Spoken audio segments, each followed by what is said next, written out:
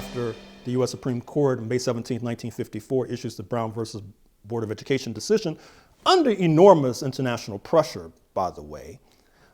And there was not necessarily a buy-in from the majority in this country with regard to this decision, which is why you had these riots against people trying to integrate the University of Alabama, University of Mississippi, Little Rock Central High School, Boston Public Schools, et cetera. And so with that decision, there was this compelled integration, if not desegregation, and that allowed certain folks in our community to get a, quote, education, unquote.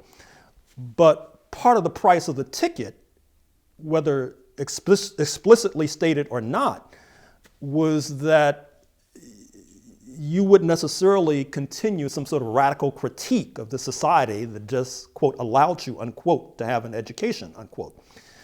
You wouldn't necessarily continue any sort of radical activism that might cause the society to be questioned severely, not least in the international arena.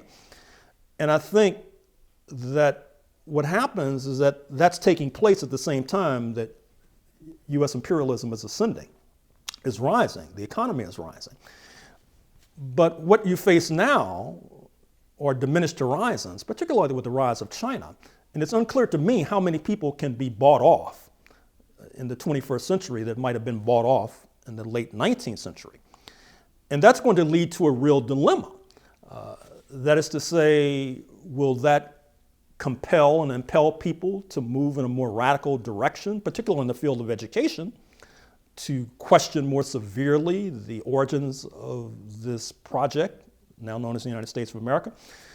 Or will it cause even more people to be hiding in the closet because they know that the foe we're facing is very vicious, and it's like musical chairs. When the music stops, you want to have a place to sit. You don't want to be left standing and hanging.